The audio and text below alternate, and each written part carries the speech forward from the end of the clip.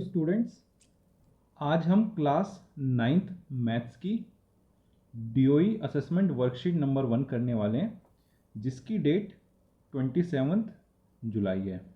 बच्चों, आपको इस वर्कशीट में आपको दिख रहा होगा कि ये 10 क्वेश्चंस दिए हुए हैं और ये 10 के 10 क्वेश्चन एमसीक्यू बेस्ड है।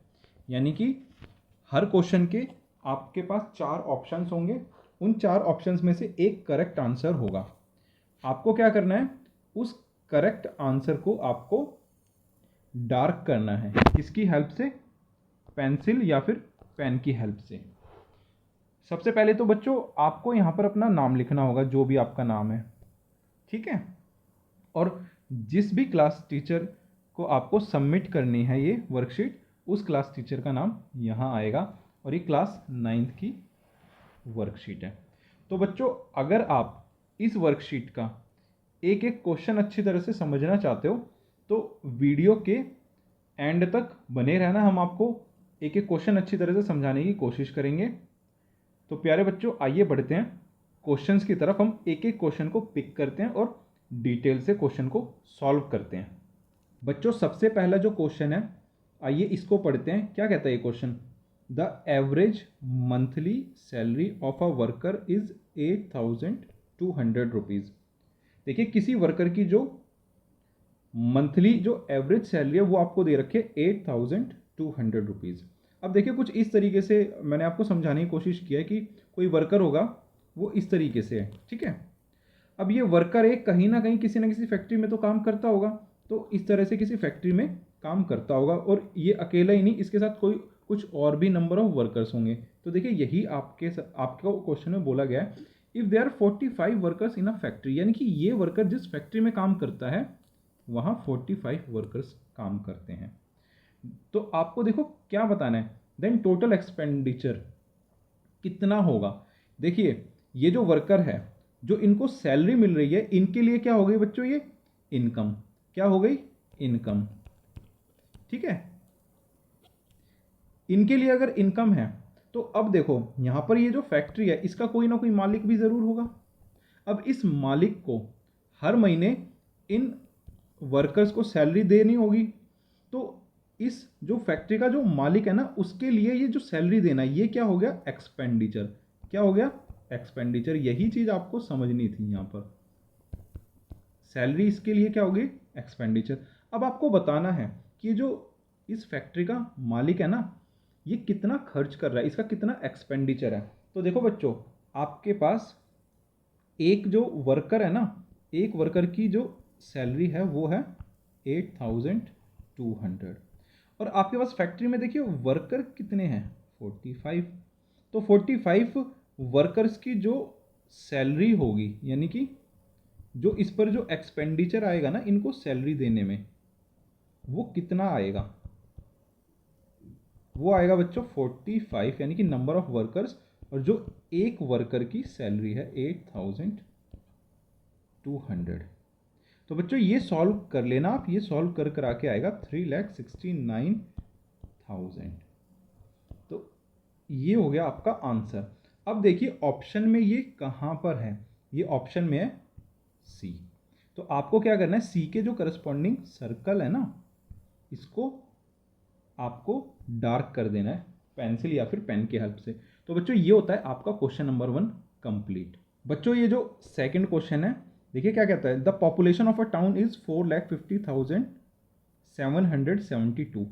किसी शहर की जो जनसंख्या है वो है 4,50,772। यानी कि देखो ये कोई शहर है, इसकी जनसंख्या आपको बोली गई है कि भाई इसमें 4,50,772 लोग रहते हैं। अब देखिए क्वेश्चन के नेक्स्ट पार्ट में क्या बोला जाता है, इन अ सर्वे, एक सर्वे के अंदर, इट वॉज रिपोर्टेड, यह पाया गया, यह रिपोर्ट किया गया, that 1 out of every 14 persons is illiterate. देखिए इस लाइन का मतलब समझिए, अगर आप इस लाइन का मतलब समझ गए तो आप इस क्वेश्चन का सॉल्यूशन इजीली कर पाओगे। देखिए यहां पर आपको जो बोला गया है वो बोला गया है कि 14 में से एक जो पर्सन है वो है इलिटरेट, और बाकी इसका मतलब 13 क्या हो गए? लिटरेट। इसका मतलब क्या हो गया? देखो जो 14 जो लोग हैं उसमें से एक तो हो गया अनपढ़ और बाकी 13 लोग हो गए पढ़े लिखे। ठीक है, तो इसका मतलब इलिटरेट इज टू लिटरेट का रेशियो क्या आ गया, 1:13। यही तो होगा ना, 1:13। अब देखो आपसे पूछा क्या गया है, in all how many illiterate person are there in a town. तो जितने भी ये लोग हैं ना टाउन में, इसमें से कितने लोग इलिटरेट हैं, यानी कितने लोग अनपढ़ हैं। देखिए बच्चों, इलिटरेट इज टू लिटरेट का जो रेशियो आया वो आया 1:13। यानी कि अगर एक बंदा इलिटरेट है तो 13 बंदे क्या होंगे, लिटरेट। मैं मान लेता हूं कि जो इलिटरेट है ना उसको मैं मान लेता हूं x। तो लिटरेट क्या हो गए, तो बच्चों लिटरेट हो गए मेरे पास एज पर रेशियो 13x। तो देखो लिटरेट और इलिटरेट यानी कि इन दोनों को अगर मैं मिला दूं तो ये क्या आएगा 14x। यही तो टोटल पीपल रिप्रेजेंट करेंगे ना किसी टाउन के। बट आपको तो दिया हुआ है कि टोटल पीपल कितने हैं, 4,50,772। तो यहाँ से आप x की वैल्यू निकाल लो।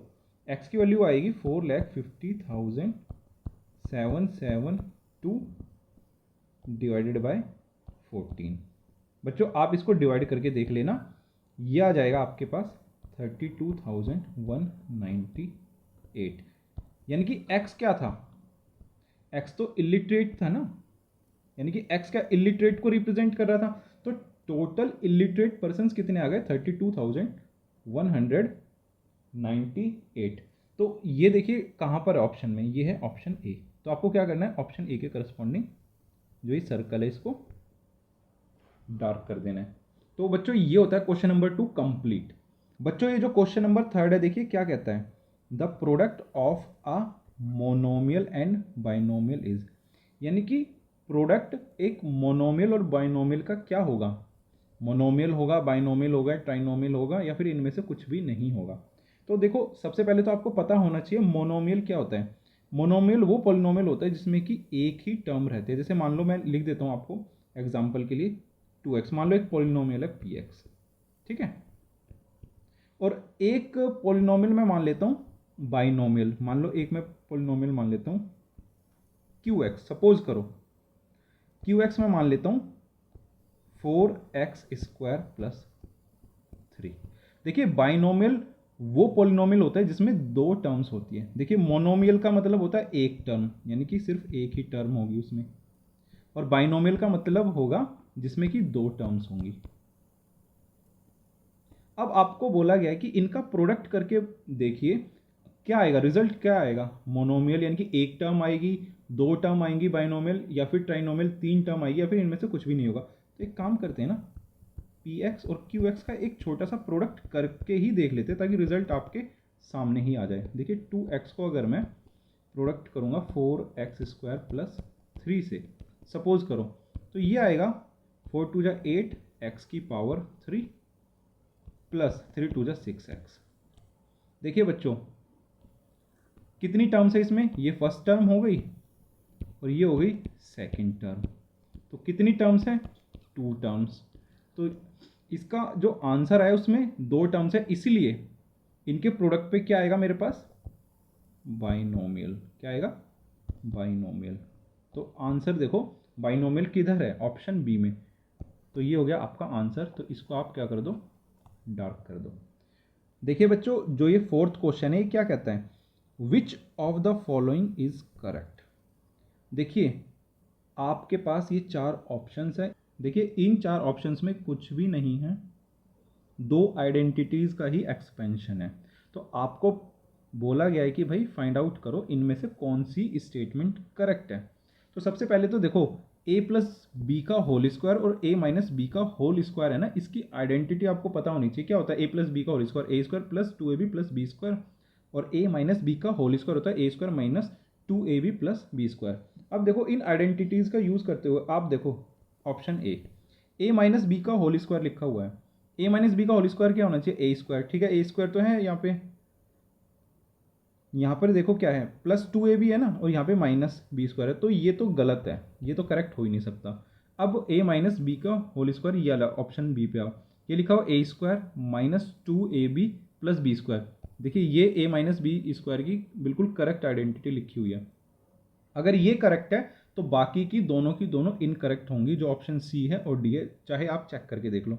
देखो a माइनस बी का होल स्क्वायर, ये तो हो ही नहीं सकता, आपके सामने है। अब ऐसे ही a प्लस बी का होल स्क्वायर क्या होना चाहिए, a² प्लस 2ab तो है, लेकिन यहाँ पर b² प्लस का होना चाहिए था, तो ये भी गलत है और ये भी गलत है, तो ऑप्शन बी ही करेक्ट है, तो आपको ऑप्शन बी ही डार्क करना है। तो बच्चों ये तो बहुत ही ईजिएस्ट क्वेश्चन था। देखिए बच्चों, जो ये क्वेश्चन 5 है क्या कहता है, sum of this this and this, क्या आएगा, जो भी आएगा आपको उसके करस्पॉन्डिंग ऑप्शन को टिक करना है। तो बच्चों हम एक काम करते हैं, ये जो कॉमा है ये और एंड को हटाकर इनको सबसे पहले ऐड कर लेते हैं। ये देखिए फर्स्ट टर्म क्या दे रखी है आपके पास, a minus b plus a b, ठीक है। सेकंड क्या दे रखी है, b plus c minus b c, और जो थर्ड दे रखी है वो दे रखी है c माइनस ए सी। अब इन तीनों को हम ऐड करते हैं। देखिए ब्रैकेट मैं हटा रहा हूँ यहाँ से, ये a minus b plus a b, ऐसी बाकी की टर्म्स मैंने लिख दी। अब देखिए जो इसमें से कटता है वो काट दीजिए, ये a है, ये a से a कैंसिल हो रहा है, ठीक है, ये b है, ये b से b कैंसिल हो रहा है, और जो बच रहा है उसको लिख दीजिए। देखिए ए बी है, ए बी कहीं कट रहा है, नहीं कट रहा, तो ए बी आ गया। अब देखिए ये c है, c यहाँ पे भी है, c यहाँ पे भी है, तो क्या आ गया 2c। अब देखिए नेक्स्ट, यहाँ पे BC है, BC कहीं नहीं कट रहा, तो ये हो गया माइनस BC। नेक्स्ट देखिए ये क्या है, AC माइनस AC। अब देखो ये एकदम दिखने में पता नहीं चल रहा कि कौन सा ऑप्शन है। मैं आपको एक छोटी सी ट्रिक बताता हूँ, ये जो भी आपके पास आए ना सॉल्व कर करा के, इसमें देखो दो टर्म्स तो पॉजिटिव है और दो टर्म्स नेगेटिव है। आप ऑप्शन में से देख लो कौन सा ऐसा ऑप्शन है सबसे पहले तो जिसकी दो टर्म्स पॉजिटिव और दो नेगेटिव है। देखिए इसमें चारों की चारों टर्म पॉजिटिव है, तो ये तो हो ही नहीं सकता, ठीक है। इसमें दो टर्म पॉजिटिव है और दो नेगेटिव है। देखिए सिर्फ इसी के सहारे नहीं करना, बाकी भी आपको मैच करना है, लेकिन आपके बाकी के ऑप्शन डिस्कार्ड हो रहे हैं इस ट्रिक से। ये देखिए इसमें 1 2 3 तीन टर्म्स पॉजिटिव है, एक नेगेटिव, ये भी नहीं हो सकता। इसमें देखिए 1 2 3 तीन टर्म्स नेगेटिव है, एक पॉजिटिव, ये भी नहीं हो सकता। अब इसको मिला लीजिए आप अपने आंसर से। देखिए 2c है, ए बी पॉजिटिव है, माइनस ए सी माइनस बी सी, तो आपका ऑप्शन हो गया ए। तो आपको ये सर्कल डार्क करना है। तो बच्चों अब बढ़ते हैं नेक्स्ट क्वेश्चन की तरफ। बच्चों ये जो क्वेश्चन नंबर 6 है क्या कहता है, देखिए प्रोडक्ट ऑफ, आपको इसका और इसका प्रोडक्ट करना है और करेक्ट आंसर टिक करना है। देखिए ये है 6a² minus 7b plus 5ab, इसका प्रोडक्ट आपको 2ab के साथ करना है। तो आप क्या करो, एक एक टर्म का प्रोडक्ट करो। इसको मैं अगर लिखूंगा तो ये लिखूंगा 12, ये a² है यहाँ पर, ये है a, तो ये हो जाएगा a की पावर 3 और यहाँ पर आ जाएगा b। ऐसे ही इसको मैं इसके साथ करूँगा, 7 2 जा 14, माइनस आएगा ना क्योंकि ये माइनस का ये प्लस का साइन है, a और b यहाँ पे भी है, b यहाँ पे भी है, तो b² आ जाएगा प्लस 5 2 जा 10, a² और b², क्योंकि a यहाँ पे भी है, a यहाँ पे भी है, तो a इंटू a² हो जाएगा। ऐसे ही ये b इंटू b² हो जाएगा। तो बच्चों अब आपको ऑप्शंस में देखना है कि ये कहाँ लिखा हुआ है। देखिए 12a³ इंटू b, एक तो यहाँ पे लिखा हुआ है और एक यहाँ पे लिखा हुआ है, यानी कि जो मेरा आंसर होगा इन दोनों में से होगा। अब एक काम करते हैं, बाकी की टर्म्स को मिला लेते हैं। देखिए -14ab² माइनस 14ab², यहाँ पे भी है, यहाँ पे भी है। नेक्स्ट है 10ab और यहाँ पे 10a² b², तो ये होगा आपका ऑप्शन बी। देखिए यही जो ऑप्शन बी है आपके आंसर से टैली कर रहा है, आपके आंसर से मैच कर रहा है, तो ये आप ऑप्शन जो बी है उसके करस्पॉन्डिंग इस सर्कल को डार्क कर देना। बच्चों इस वर्कशीट का जो क्वेश्चन नंबर 7 है, देखिए क्या कहता है, square of 3x plus 4y। आपको बोला गया है कि भाई स्क्वायर क्या होगा किसका, 3x प्लस 4y। अगर मैं इसका स्क्वायर करूं तो वो क्या आएगा, आपको उसी ऑप्शन पर टिक करना है जो भी इसका आंसर होगा। तो देखो बच्चों, मान लो 3x अगर a है, ठीक है, और बी को मान लो आप 4y। तो इस आइडेंटिटी के अकॉर्डिंग a प्लस बी का होल स्क्वायर क्या होगा, A square plus 2ab plus B square, यानी कि a का स्क्वायर क्या होगा 3x का स्क्वायर प्लस 2ab यानी कि 2 into 3x into 4y plus B square यानी कि 4y का स्क्वायर। अब इसको मैं अगर सॉल्व करूंगा तो ये आ जाएगा 9x स्क्वायर प्लस 3 2 जा 6 6 इंटू 4 इज 24xy। नेक्स्ट आ जाएगा 4 4 जा 16y स्क्वायर। अब बच्चों आप ऑप्शन में देख लो ये आंसर कहाँ दिया हुआ है। तो ये क्लियर है कि ये आपके पास जो आंसर है ये ऑप्शन सी में है। तो आप सी के करस्पॉन्डिंग इस सर्कल को डार्क कर देना। तो उम्मीद है बच्चों आपको वर्कशीट के क्वेश्चंस अच्छे से समझ में आ रहे होंगे। बच्चों अब हम इस वर्कशीट के क्वेश्चन नंबर 8 की तरफ बढ़ते हैं। देखिए क्वेश्चन क्या कहता है, factorise form of r square minus 10r plus 21 क्या होगी, यानी कि जब आप इसको फैक्टराइज करोगे तो जो फॉर्म आएगी वो क्या आएगी। देखिए आपके पास जो दे रखा है वो दे रखा है r square minus 10r plus 21। देखिए अगर किसी बच्चे को फैक्टराइज करना नहीं आता तो मैं बता देता हूँ, जो मिडल टर्म होती है ना इसको हम स्प्लिट करेंगे, यानी कि जहाँ पे r की पावर 1 है तो मिडल टर्म क्या है यहाँ पर 10। तो 10 को हम इस तरीके से स्प्लिट करेंगे दो पार्ट में कि जिसका सम करने पर यानी कि प्लस माइनस करने पर उन दो नंबर्स को प्लस माइनस करने पर जो सम आए वो आए 10 और उन दो नंबर को प्रोडक्ट करने पर क्या आए 21। देखिए प्रोडक्ट करने पर यह आना चाहिए और प्लस माइनस करने पर यह आना चाहिए। तो देखिए जो 21 है ये प्रोडक्ट करने पर आना चाहिए ना, तो 21 को देखो मैं कैसे लिख सकता हूँ 3 इंटू 7 लिख सकता हूँ, बिल्कुल लिख सकता हूँ। और 3 प्लस अगर मैं 7 करूँगा तो ये क्या आएगा 10 आएगा। तो मिल तो गए मुझे 10 के वो दो पार्ट्स जिनको प्लस माइनस करने पर मेरे पास आएगा 10 और प्रोडक्ट करने पर आएगा 21। तो देखिए अब इसको फैक्टराइज फॉर्म में हम कैसे लिखेंगे ये थोड़ा देख लेते हैं। ये है r square minus 7r minus 3r plus 21।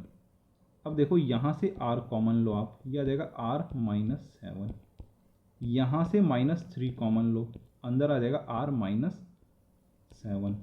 इस पूरी इक्वेशन में देखो यहाँ पर r माइनस 7 r माइनस 7 आ रहा है, तो r माइनस 7 यहाँ पे मैंने बाहर निकाल लिया, तो यहाँ अंदर बचा r और यहाँ पे बचा माइनस 3। तो फैक्टराइज फॉर्म क्या हो गई r minus 7 into r minus 3। तो देखिए आप r minus 7 into r minus 3 कहाँ लिखी हुई है ऑप्शन बी में, तो ये हो जाएगा आपका ऑप्शन बी आंसर। बच्चों अब हम इस वर्कशीट के एक बहुत ही इंपॉर्टेंट क्वेश्चन की तरफ बढ़ते हैं, क्वेश्चन नंबर जो कि 9th है। आपसे क्या पूछा गया है, the value of this minus this क्या होगी, आपको करेक्ट ऑप्शन पर टिक करना है। देखिए एक्सपोनेंट वाले चैप्टर में एक बहुत ही इम्पोर्टेंट रिजल्ट था मेरे पास कि किसी की भी पावर अगर -1 है तो उसको मैं ऐसे लिख सकता हूँ, यानी कि अगर a रेस टू पावर -1 है तो मैं उसको लिख सकता हूँ 1 बाय में a, यानी कि अगर 5 की पावर -1 है तो मैं उसको लिख सकता हूँ 1 बाय में 5। ऐसे ही अगर 6 की पावर सपोज करो अगर 6 की पावर -1 है तो मैं उसको लिख सकता हूँ 1 बाय में 6। ठीक है, अब इसी प्रॉपर्टी का हम यूज़ करेंगे इस क्वेश्चन को सॉल्व करने के लिए। देखिए यहाँ पर इस क्वेश्चन में दो पार्ट है, मान लो ये है फर्स्ट पार्ट जो कि ये a है और ये है पूरा पूरा b। तो आप एक काम करो a की अलग से वैल्यू निकालो और b की अलग से वैल्यू निकालो, और आपको क्या करना है a माइनस बी ही तो कैलकुलेट करना है ना। ठीक है, आप क्या करो a को कैलकुलेट सबसे पहले करो, a क्या आएगा 7 raise to power -1 minus 8 raise to power -1, ये आएगा आपके पास a, ये आपने a को कंसिडर किया है।